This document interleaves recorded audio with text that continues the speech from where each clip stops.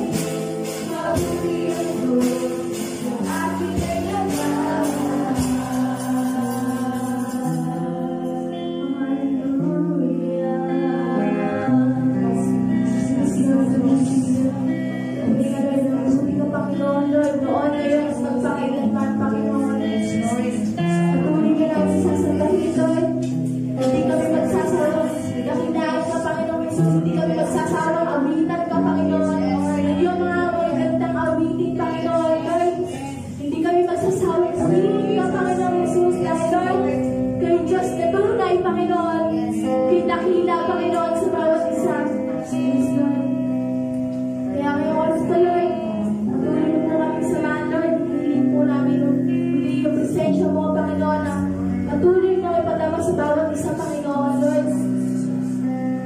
Lord, alam namin, Lord, na mahal mo po kami, Panginoon, Lord. Kaya, Lord, wala kaming ibang sasabihin kundi ikaw lamang, Panginoon. Ikaw lamang, Panginoon. Ikaw lamang, Lord, yung itataas namin, Lord.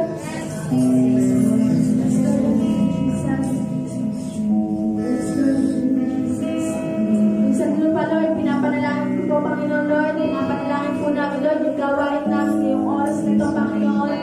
Lord, sila tayo, Panginoon. Sa unahan na ito, Panginoon, Lord, patuloy po sila pagpalain, Panginoon, at sa lahat na narito, Panginoon, sa iyong bahay, sambahan, Lord. Patuloy, Lord, ay pahayag mo, Panginoon, ang iyong salita, Panginoon, at dadalhin namin ito sa labas, Lord, na daladala namin ang iyong salita, mga magaganda mong salita, Panginoon, na magbubunga sa bawat isa, Panginoon, na makakita, Panginoon, sa mga buhay namin namin. Diyos kami, Panginoon, Lord. Lord, patuloy lang namin, Lord, nilalapit, Panginoon, sa iyo, Panginoon. Sa magdadala ng iyong salita, Panginoon, Lord, patuloy, Lord, na ikaw mahayag, Panginoon, Lord. Bigyan mo siya ng knowledge and wisdom sa aming mahal na pastor, Panginoon, Lord.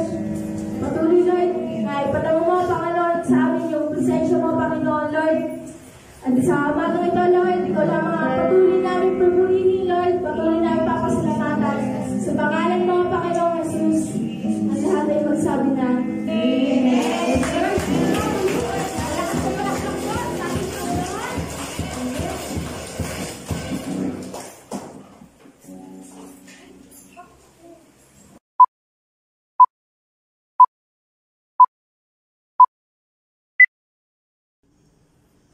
Amen. Yes, Lord. Amen and amen. Isa pong pinagpalang umaga sa bawat isa.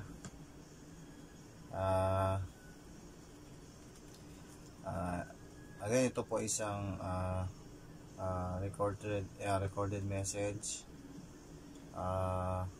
para po sa araw na to.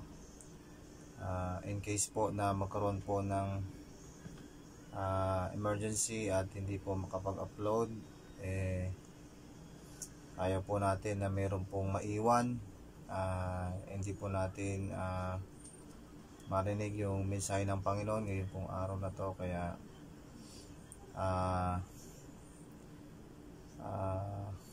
ayun po ay marinig po natin ang mensahe ng Panginoon. So, for this month, ang tema po natin ay for this month of December, it's about Joseph. Yan. Ngayong buwan, ang pag-aaralan po natin ay kung paano pong dumating yung araw ng Kapaskuhan sa buhay po ni Joseph. So, our theme for this month of December is Joseph's Christmas Day.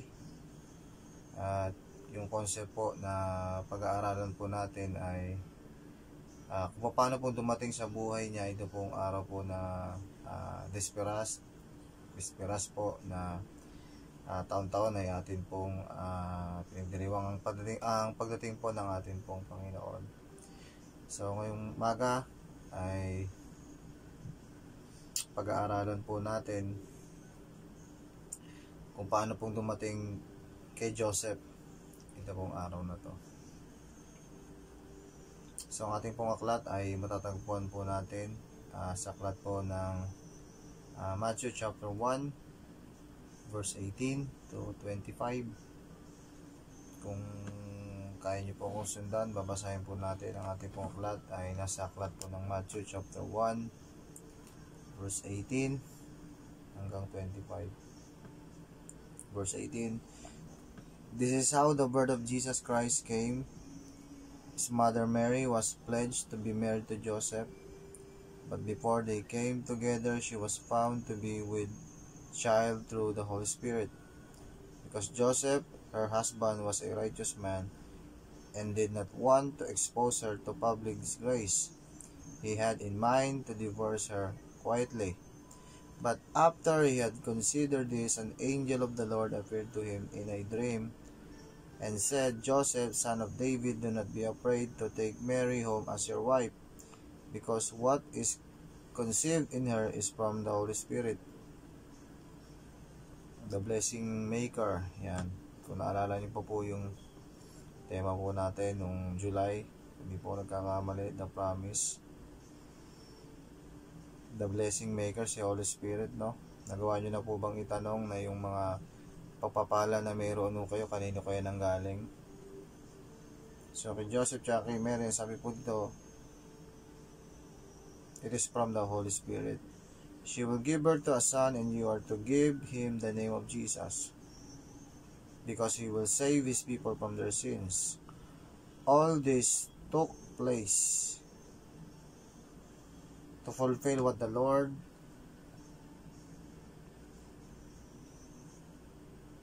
had said to the prophet. The virgin will be with child and will give birth to a son, and they will call him Emmanuel, which means God with us. Amen nga po, yung mga naniniwala na ang Diyos ay nasa atin. Amen, God with us. When Joseph woke up, he did what the angel of the Lord had commanded him and took Mary home as his wife, but he had no union with her until she gave birth to a son, and he gave him the name Jesus. Yes, Lord. Salamat po muli sa isa na naman pong opportunity, Lord, na ngayong araw na to marinig po namin yung salita ninyo. And for this month, marami po kaming mga expectation, maraming mga nananalangin, maraming nag-expect, Lord, like Joseph, kung ano po bang mangyayari sa mga araw na to na darating. But today, Lord, ituturo nyo sa amin like Joseph, Lord, kung ano ba yung mga bagay na dapat ina-expect po namin this year end. We pray, Holy Spirit, ikaw po ang patuloy na magturo sa amin ngayong araw na to. Sa ngalan ni Jesus, lahat magsabi ng Amen. Amen, yes, Lord. So, our theme for this month, yan, Joseph's Christmas Day. So, ngayong araw na to, pag-aaralan po natin is before po ba dumating itong day na to, itong araw na to ng ating Panginoon. Ano ba yung mga bagay na naranasan o naunawaan po ni Joseph. So, na like us, para po sa atin, tulad po ni Joseph, marami tayong ina-expect. Okay, lalo pag dumarating tong araw na to, no? Okay, alam natin yan, lahat naman, wala namang hindi. Okay, batang matanda, nag-i-expect tayo, ano ba yung mga darating, ano ba yung mga gusto nating ma-achieve, nananalangin tayo, gusto natin ito, gusto natin yan. Okay, so number 1, di na po tayo pahaba, napaka-iksing minuto lang ho. Okay, kasi before after nito pong message na to, i-upload po natin para po sa bawat isa na yan, marinig po natin yung mensahe ng Panginoon. So number 1, verse 18, verse 20. So makikita po natin before this itong araw na to dumating, okay, ang araw ng ating Panginoon. Okay, sabi dito, number 1, si Joseph, nagkaroon siya ng word. Okay, dumating yung word kay Joseph. Okay, so at hindi po natin alam kung ano po yung expectation ni Joseph nung mga araw na to, o ano po yung mga darating nung panahon po niya. But sabi po nung araw na to, dumating yung word kay Joseph. Okay, sabi nga po natin kanina, maraming nananalangin, may mga nag-i-expect. Okay, bata, matanda, lalo mga bata, may mga nag-i-expect. Ngayon bang mga araw na to, papayagan bang mamasko? Okay, pinayagan tapos binawi. Okay, may mga nag-i-expect, no? So sabi dito, yung araw na to, before, sabi yung araw ng Panginoon, dumating kay Joseph yung word. Okay, na kung papipiliin siya, material, word, cash, o ano pa man, sabi po dito, mas pipiliin ni Joseph yung word. So, bakit po ba natin nasabi na mas pinili ni Joseph yung word? Okay? Mas pinili niya yung Bible. Okay? Mas gusto niyang bibili siya ng Bible. Okay? This year end, napakagandang goal po nun, mga kapatid. Okay? Kamusta po? May mga Bible po. Okay? May mga Bible po ba tayo? Okay? This year end, mas pipiliin mo po bang magkaroon ng Bible? Okay, kaysa magkaroon ka ng jowa o pumogi ka, gumanda ka, mas pipiliin mo bang magkaroon ng Bible. Okay, so sabi dito si Joseph, makikita po natin sa response po niya, bakit po natin nasabi na mas gugustuhin niya pong magkaroon ng Bible, kasi sa response po niya. Okay, kasi yung order sa kanya ni Lord, sabi po sa passage na to, wag daw niya pong ihiwalayan si Mary, verse 18, 19. Okay, kasi nga po natagpuan na si Mary, nagdadalang tao, nung mga panahon na to, dalaga pa si Mary, so ayaw niyang mapahiya si Mary, so ganun nga po yung nangyari. So sabi to, makikita natin sa response ni Joseph, bakit natin nasabi na mas pinili niya yung word kaysa sa ano paman. Okay, mas pinili niya kung ano yung narinig niya nung araw na yun. Okay, kaya nga po to, napakabilis na mensahe po nito, mga kapatid, pakinggan niyo po. Ito po yung mga araw, okay? Ito po yung mga araw bago dumating ang Panginoon. Okay, bago magwakas itong taon na to, na dapat mas hinahanap natin yung word ni Lord. Okay, ano ba yung word ni Lord? Okay, nababaunin natin sa darating na taon ng 2020. Okay, ito yung mga araw na dapat mas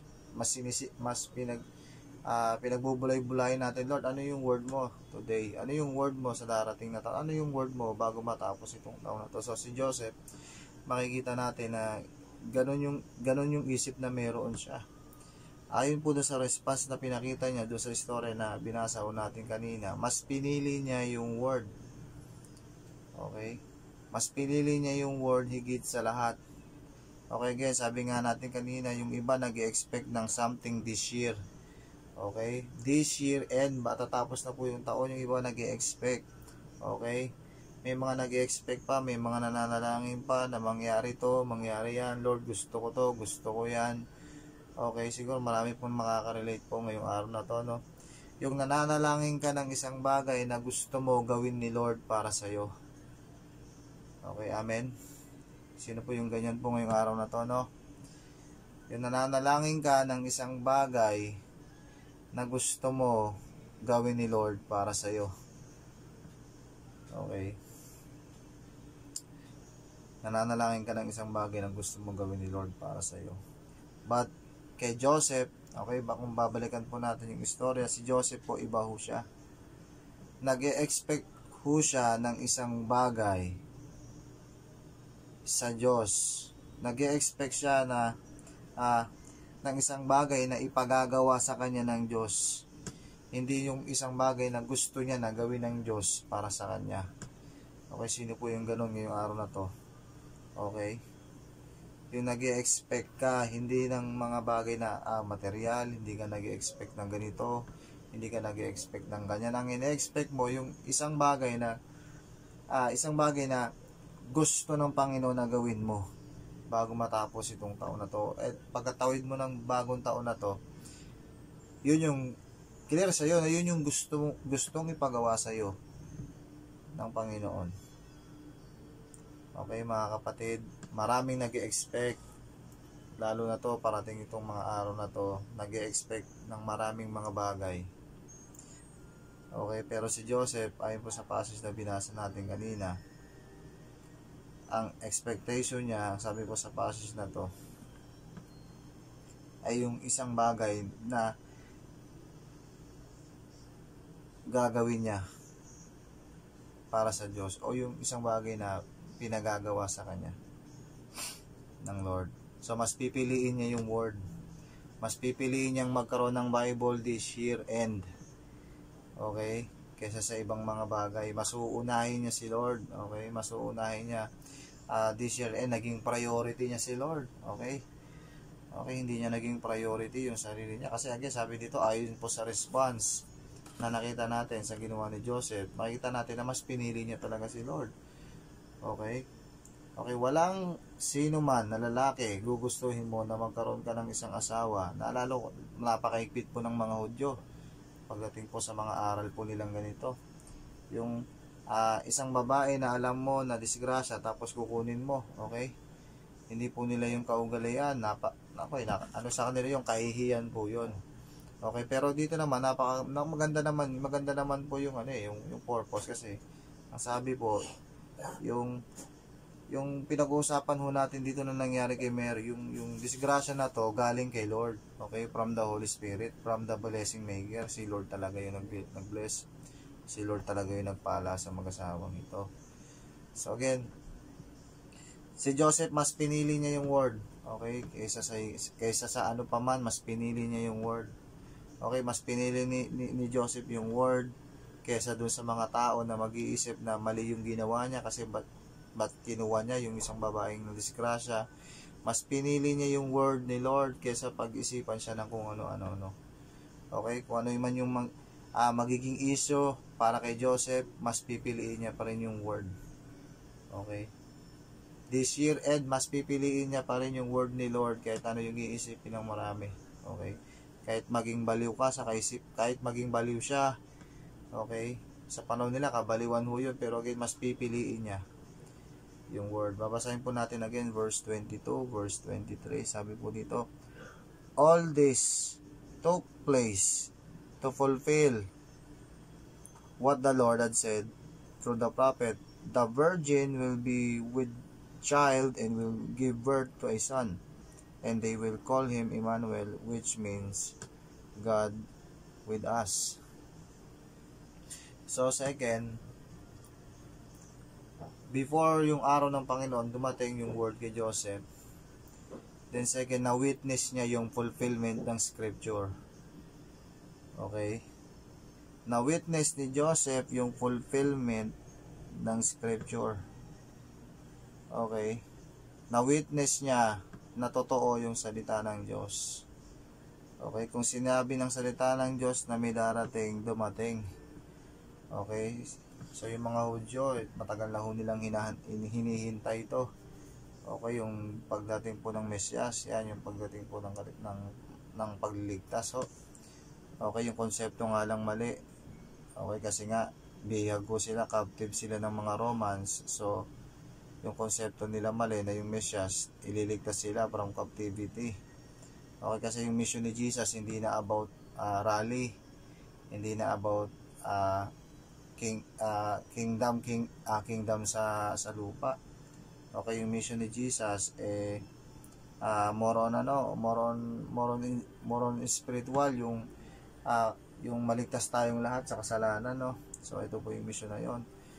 So again, sabi dito, napatunayan ni Joseph na totoo yung salita ng Diyos, na witness niya po yung fulfillment ng scripture. So pinapakita sa atin ng Panginoon na totoo yung salita niya. Okay, totoo yung salita ng Diyos. Okay, totoo po yung salita ng Diyos. So makikita ko natin yung favor, no, kay Joseph, no. Hindi siya nag-expect. So again, sabi sa passage na to, pero sabi dito may favor ng fulfillment na nangyari po sa istoryang ito. Okay, sino po rito yung gano'n, no? Yung hindi ka nag-expect this year, pero may provision si Lord. Okay, amen. Amen nga po dyan. Yung hindi ka nag-expect, pero may pinrovide si Lord. Okay, hindi ka nag-expect ng cellphone, pero binigyan ka ni Lord ng cellphone. Amen. So, sino po yung gano'n? Naranasan nyo yung ngayong taon? Ako, naranasan ko po yan ngayong taon. Okay? Eh, ba't pa ako mag-expect ng cellphone? May cellphone naman ako. Pero praise God, no? Grabe, hindi ka nag-expect ng cellphone, pero binigyan ka ni Lord ng cellphone. Sino po naranasan nyo po ngayong taon na to? Yung ganyan. Yung hindi ka nag-expect ng isang bagay, pero fulfilled this year. Okay? May favor this year, may provision si Lord this year. So, ganun yung nangyari kay Joseph. Hindi niya in-expect na may Jesus. Okay, alam niya, pakakasalan niya lang si Mary. Alam niya na ito yung nakatakda para mapakasal sa kanya. Okay? So, bonus, sabi po sa istorya, mayroong dumating, sabi dito, na galing kay Lord from the Holy Spirit, si Jesus, okay, hindi siya nag-expect pero may blessing, may favor, may fulfillment. So, tignan po natin again, no, verse 22, verse 23, no? So, pinapakita sa atin na may favor ng fulfillment sa buhay ni Joseph. Okay? Kasi nagustuhan ng Diyos yung puso niya. Verse 18, verse 19. So, ano po bang klaseng heart? Ano po bang klaseng puso meron si Joseph? Kasi sabi po sa istorya na to, yung nasa puso, yung heart talaga ni Joseph sa istorya nito, kaya niya hihiwalayan si Mary kasi nga ayaw niyang mapahiya at ayaw niya rin pong ano man yung maging violation ni Mary. Pwede kasing pinag-usapin natin dito life and death. Okay, kasi napakatinding kasalanan ho nun. Okay, na alam mo na para ka kay Joseph pero ang ginawa mo nangalunya ka, napakalaking kasalanan po sa panahon nila no yun. So, makikita natin na yung heart ni Joseph no, na maligtas si Mary sa kahihiyan. Okay, kaya nga sabi dito no, alam ni God yung heart ni Joseph, kaya sabi dito may favor ng fulfillment si Lord. Okay, may favor si Lord dun sa mga tao na okay yung heart nila. Okay? Okay yung heart, okay? Okay yung motive. Bakit siya makikipaghiwalay? Okay? Kasi mahal niya din si Mary, ayaw niya na mapahiya. Okay? Pero sabi dito again, sabi hindi inalaw ni Lord. Okay? Kasi ang word sa kanya ni Lord, wag. Okay? Sabi ni Lord, wag. Kaya pag may sinabi si Lord na wag mong gagawin. Okay? So makikita natin talaga, no? Kahit yung Bible, no, tinuturo talaga sa atin, no? Na hindi talaga pinapaboran ni Lord yung divorce. Okay? Nakita niyo po? Hindi talaga pinapaboran ni Lord yung hiwalay. Kasi nung hiwalay na ni Joseph, si Mary, okay, doon naman dumating yung word na sabi, wag. Okay? Kaya kung may issue ka ngayong araw na to, gusto mong hiwalayan, di ko lang kung sinong gusto mong hiwalayan, pamilya mo, asawa mo, okay? Ito yung sabi ng Lord yung araw na to, wag mong gagawin. Okay? Hindi binapaboran ni Lord yung paghihiwalay. Okay? Hindi, ako po naniniwala na lahat naayos. Okay? Lahat naayos. Pag pinag-uusapan, lahat naayos basta pinag-uusapan. Okay? Kapag ang away, hindi pinag-uusapan, talagang natatapos. Okay? Kaya again, mga kapatid, sabi dito again, okay yung heart ni Joseph. Kaya sabi dito, may favor. So, kung gusto mo ng favor today, gusto mo ng favor ng Lord ngayong araw na to, simple lang. Okay? This year end. Okay? Kung gusto mo maganda yung pasok ng 2021, bago pumasok yung 2021, ayusin yung puso. Okay? Sabihin nyo nga po sa katabi ninyo, ayusin ang puso. Okay? Ayusin po natin yung puso natin. Okay, ayusin po natin yung motive natin, okay? Bakit mo ginagawa yan? Bakit mo ginagawa to? Yung motibo natin, no? Okay? Dapat okay yung motive natin, yung mag-serve. Okay, dapat ganun eh. Yung motive natin dapat mag-serve lang, wala na tayong ibang motive. Okay? So, ganun lang. So, again, sabi dito, may favor si Joseph kasi okay yung puso niya. Yung motibo niya, okay. Okay? Kaya again, mga kapatid, may favor si Lord dun sa mga tao na okay yung puso. Okay yung motibo nila. Okay, pinapaboran ni Lord yun. Verse 24, verse 25. When Joseph walked, he did what the angel of the Lord had commanded him and took Mary home as his wife. But he had no union with her until she gave birth to a son, and he gave him the name Jesus. So, pakita po natin kung paano nag-response si Joseph. Kaya po natin nasabi kanina na nag-response na mas pinili niya yung word kasi yun yung response niya sa order ni Lord. Nakita niyo po kung ano yung order ni Lord, yun yung sinunod niya. Okay, wag i-divorce, so sinunod niya. So, clear kasi yung word ni Lord. Sabi po sa passage, no? Okay. Clear yung word ni Lord. Kaya sabi po sa passage, when Joseph walked, sabi dito, kinuha niya si Mary, dinala niya sa bahay niya. Okay, at ang sabi, hanggat hindi dumarating yung araw ng pagsilang, sabi po dito, intindi ito, makita niyo po yung faith dito, no? Sabi, no? Hindi daw tinabihan ni Joseph si Mary. Okay? Yung fulfillment ng sabi dito, grabe yung faith, no? Pwede niya naman gawin yun, tabihan niya si Mary, magkaanak sila, okay? Ganoon di ba? Minsan yung faith, sinasamahan dapat ng gawa.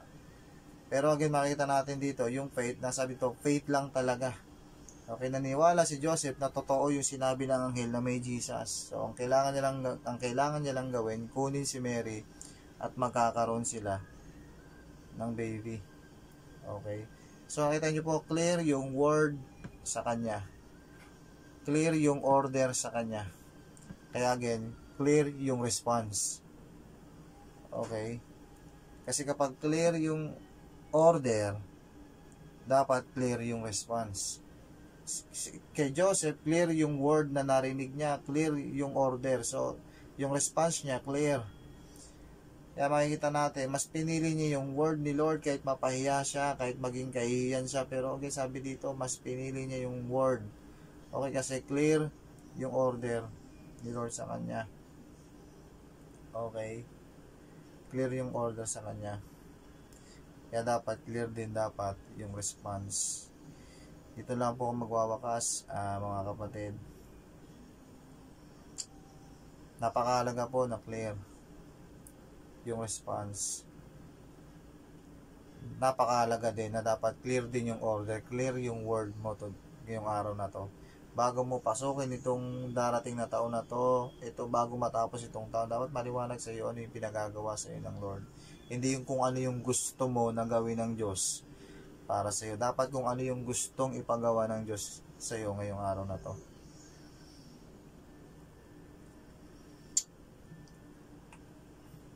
Nung ako po yung minsan nung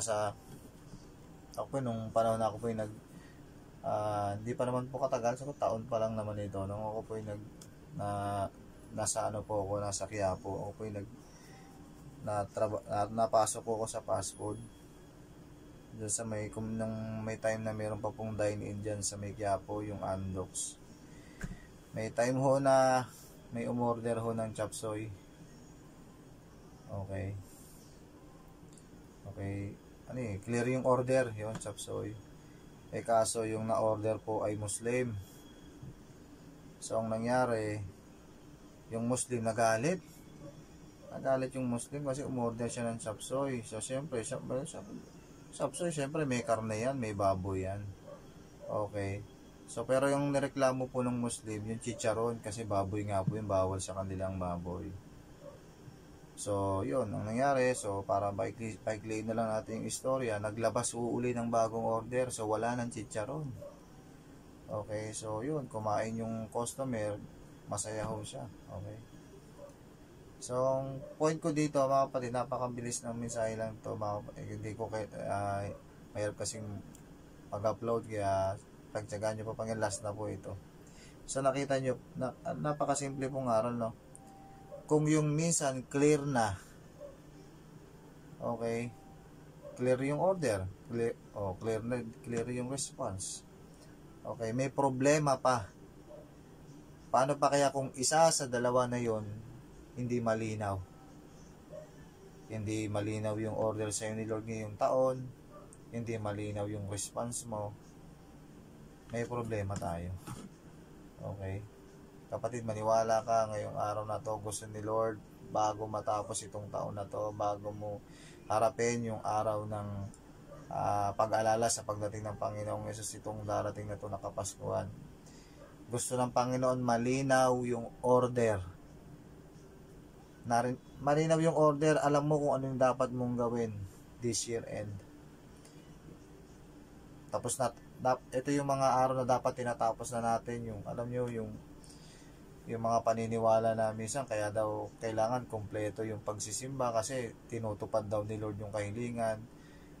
Mga kapatid, ang sabi po ng salita ng Diyos, ito yung mga araw na dapat nag-e-expect ka ng isang bagay na gusto ng Diyos na gawin mo ngayong araw na to.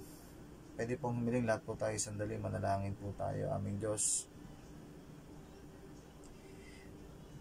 ngayong araw na to, naiintindihan po namin, Panginoon, yung mensahe ninyo. Lord, napakahalaga po ng clear yung word ninyo, clear yung order ninyo sa amin, para nang sa ganun clear din yung response namin sa inyo. Lord, ngayon nga ito, naniniwala kami na may bagay ka na pinagagawa sa amin, and Lord, ngayon pa lang pinapanalangin namin kung ano ito yung mga bagay na ito. Dahil Lord, gusto namin pasukin itong panibagong taon na malinaw po yung order, Lord, na narinig namin, malinaw yung kung ano yung isang bagay na pinagagawa mo sa amin ngayong taon na to. Lord, ngayong araw na to, nag-i-expect po kami, Lord, na ngayong araw to may ibibigay kang order. Lord, nag-i-expect kami, Lord, tapos na po kami doon, Lord, sa doon sa mga pagkakataon na lagi namin ginagawa tuwing darating yung mga panahon na katulad nito. Itong season na to, Lord, ng pag-alalas, ng pagbalik sa una nyo pong pagbisita o pagdating ninyo, itong Kapaskuhan na to. Na Lord, nananalangin kami, nag-i-expect kami ng mga bagay-bagay na gusto namin gawin ninyo. Pero Lord, ngayong araw na to, iba po yung ang panalangin namin, iba. Dahil ang panalangin namin ngayong araw na to, Lord, Lord, yung bigyan mo kami ng malinaw na order, Lord. Nang sa ganon, pagpasok ng panibagong taon na to, ng 2021, Lord, malinaw yung response namin. Okay, malinaw, Lord, na alam po namin yung dapat po namin gawin. Panginoon, dinadalangin ko po yung kapatid kong ito na nakaririnig ng tinig na to, ng mensahe na to. Lord, I don't know kung ano yung mga bagay, Lord, na yung mga expectation ng kapatid kong ito na nakikinig. Lord, ito ng record video na to, Lord, minsan o kung dumating na may, Lord, nadaan siya dito sa video recorded na to, Panginoon, sa YouTube channel ng church.